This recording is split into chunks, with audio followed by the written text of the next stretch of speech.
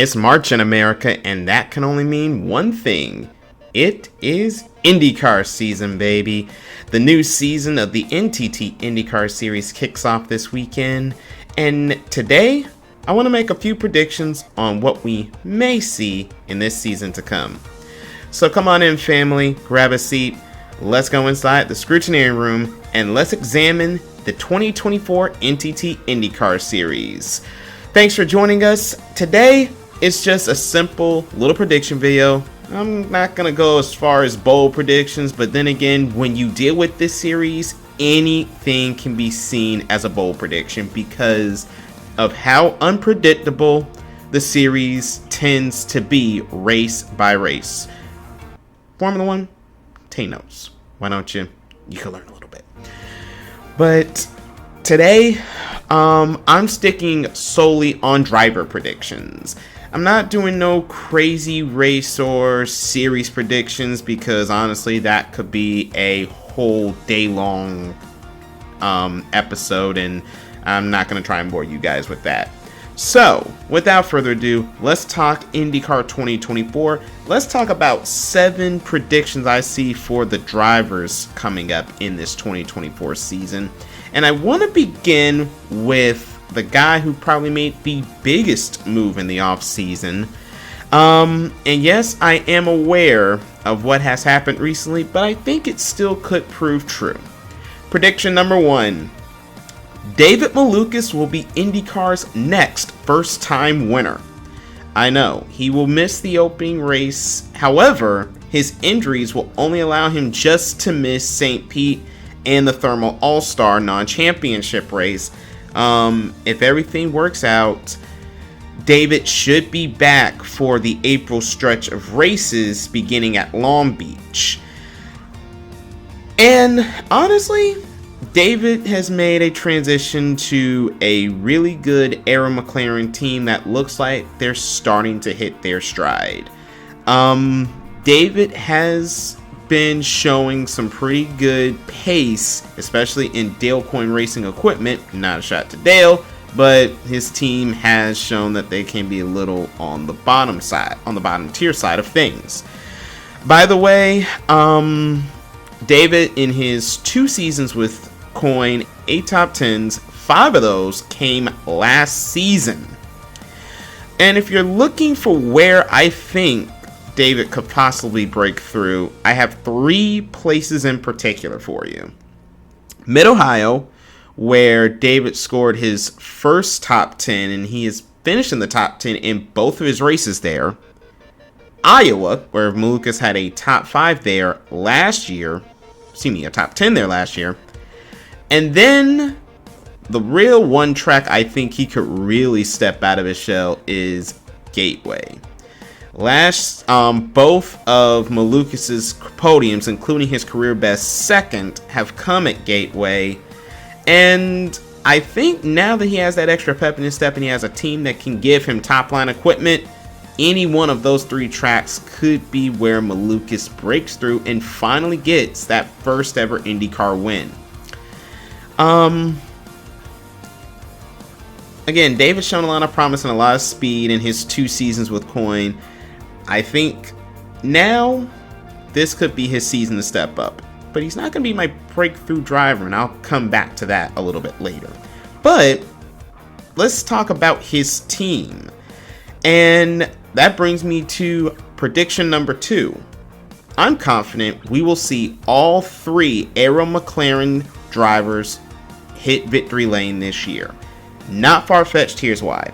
Just talked about David. He's shown speed and talent at Dale Coyne. Now with the top line ride, now he's got his chance to prove what he really can do. To the 7 car, Alexander Rossi, he is no slouch either. Don't let the 1 podium last year take you and say, meh, he's off. Look a little bit deeper in the lines. Rossi was very consistent last year. He had his off days, but everybody in this series does. But only 1 DNF, 11 top 10s, 6 top 5s for AR7 last year. I think last year was just a gel year. Remember, last year was his first season at Arrow McLaren. I think now that he's had a season of gel, I think Rossi will be up there contending for wins. So I don't think we've seen the last of Alexander Rossi in victory lane by no stretch of the imagination. You can definitely say the same for Pato O'Ward. The funny thing about Pato is when he doesn't win, he's usually his most consistent. In 2021, his first season with Arrow McLaren, his average finish was 7.6. Despite not winning last season, he had a very solid 7.9. And the numbers back that up. 14 top 10s, 9 top 5s, and of those 7 podiums, including runner-up on 3 occasions. You can't tell me you're going to keep those numbers outside of victory lane for much longer. Arrow McLaren now has 3, not saying that Felix Rosenqvist was a slash, but these are 3 speedsters who are just ready to break through and win. And oh, by the way, very few mechanical failures. Pato's only 2 DNFs last year were wrecks. So I will be very surprised if we don't see a victory by Arrow McLaren at all in 2024. You got too talented of a lineup, and you have had for the last couple of years. I'm pretty sure Zach Brown, I'm pretty sure Sam Smith, Rick Peterson, I'm pretty sure they're going to be scratching their heads if they are not in victory lane at some point before we get to Nashville in September. We talked a lot about podiums with Arrow McLaren. That brings me to point number 3, or prediction number 3. Roman Grosjean will give Juncos Hollinger their first podium this year. Here's why I'm leaning that direction. Roman, for the lack of a better word, for the last 2 years, and let's not even sugarcoat it, he was disappointing at Andretti. Granted, he had his moments. He scored 3 podiums over his 2-year run, including a pair of back-to-back podiums at Long Beach and at Barber last April, but that literally is where the wheels fell off. His 6th in Nashville was his only top 10 after the month of April. However, Callum Ilott showed what Juncos Hollinger could do with Callum Ilott bookending 2023 with a pair of 5th place finishes. You got a little bit of a more experienced guy in Grosjean there. You got someone who knows these tracks, and you also have a driver in Grosjean who always seems to do better with underperforming equipment. Take a look at his Dale Coyne Rick Ware year from 2021, where he ended up with 3 podiums.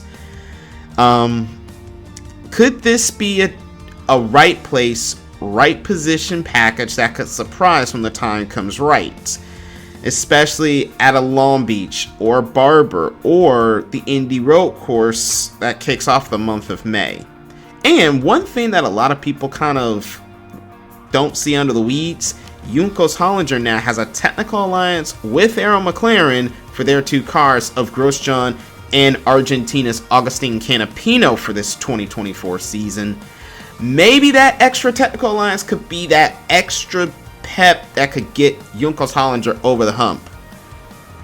With Grosjean's experience and a knack for surprises when you least expect them, I don't think a Grosjean podium at Juncos Hollinger could be out of the question.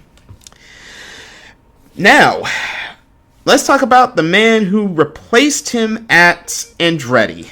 And you guys might call this a bold prediction and far-fetched, but number 4, I think Marcus Ericsson could be this season's biggest disappointment.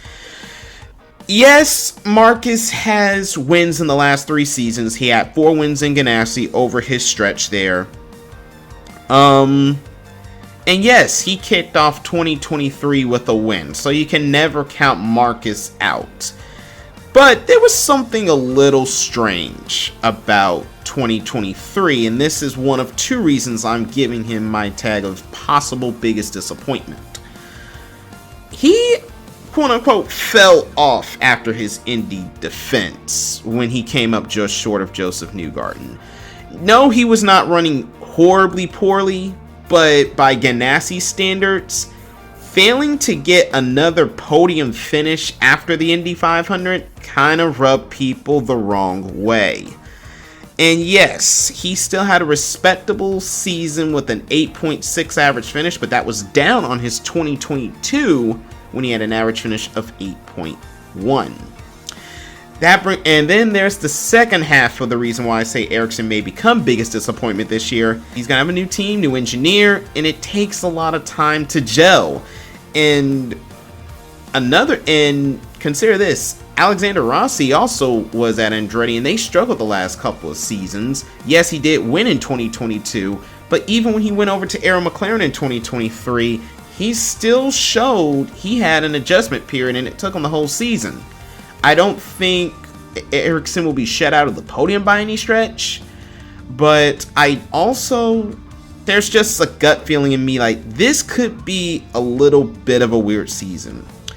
Saying that Andretti did downsize from 4 cars to 3 for the 24 season, there may be more of a focus on the team and trying to make sure all 3 cars are up there fighting and contending for wins. I definitely think Colton Herta and Kyle Kirkwood, however, will be carrying more of the weight when it comes to Andretti Global this season in IndyCar.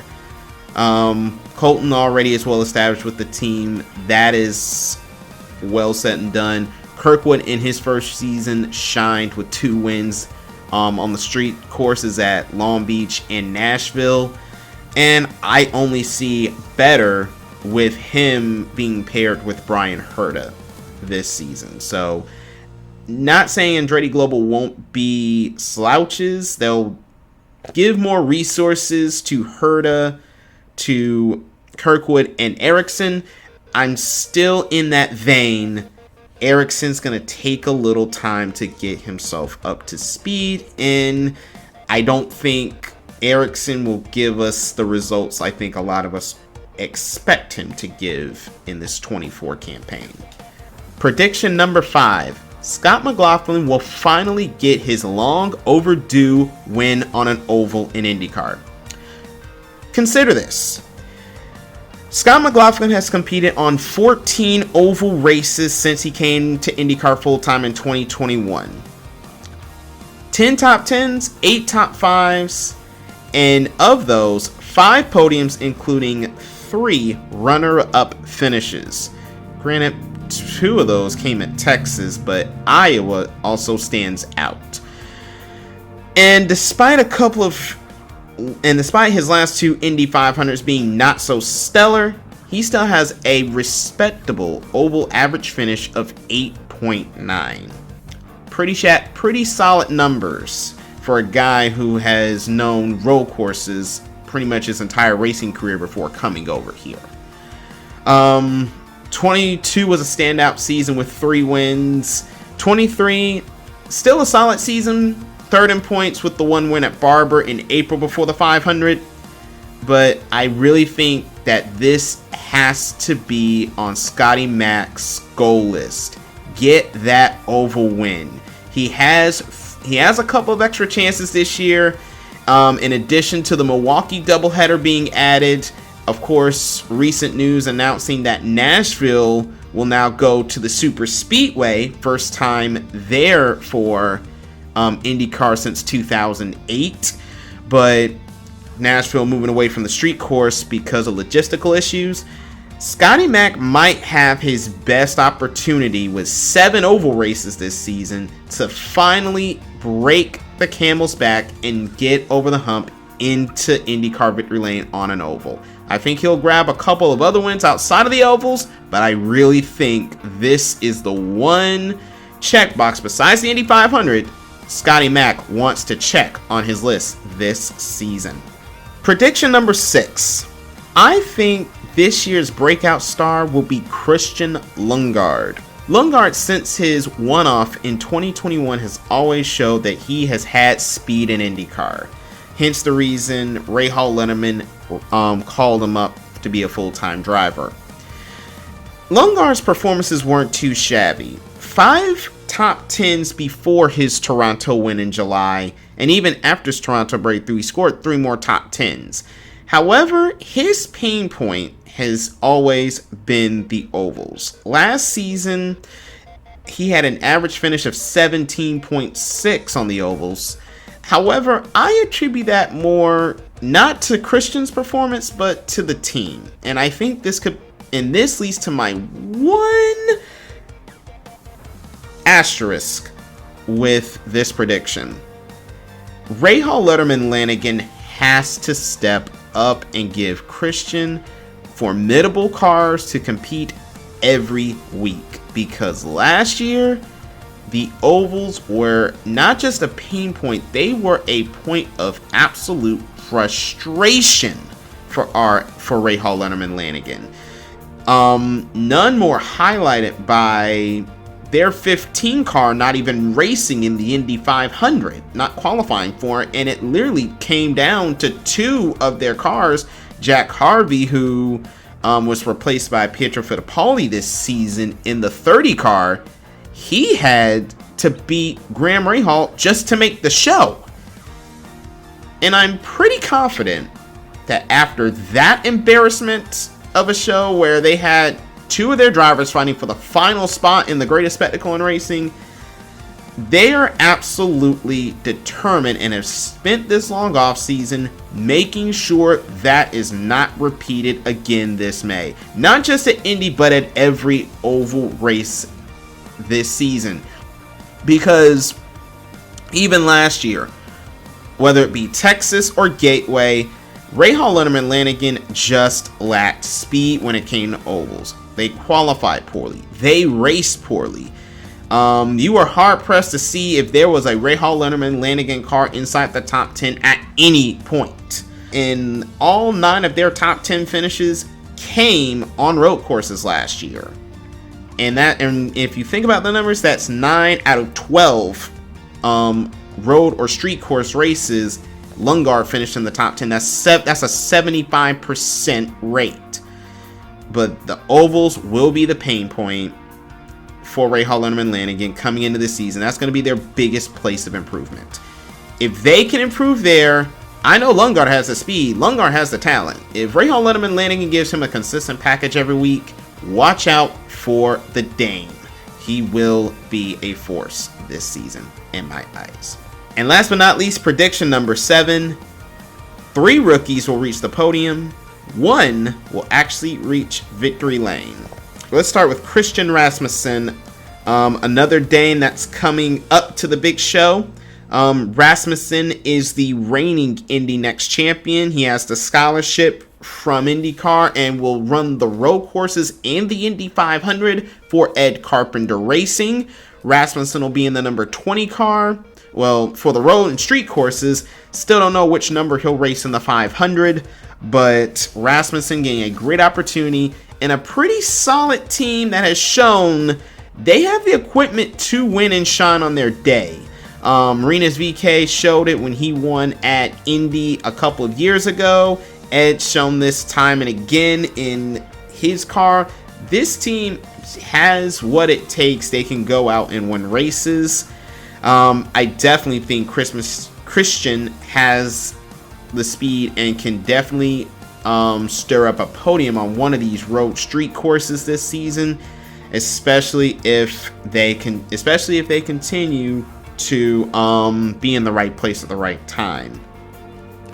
Ganassi has 2 rookies themselves that are no slouches. Linus Lundqvist is the 2022 Indy Next champion. Lundqvist did make a sporadic one-off in IndyCar last year, but now is getting his chance to really shine. He's replacing countryman Marcus Ericsson in the number 8 car.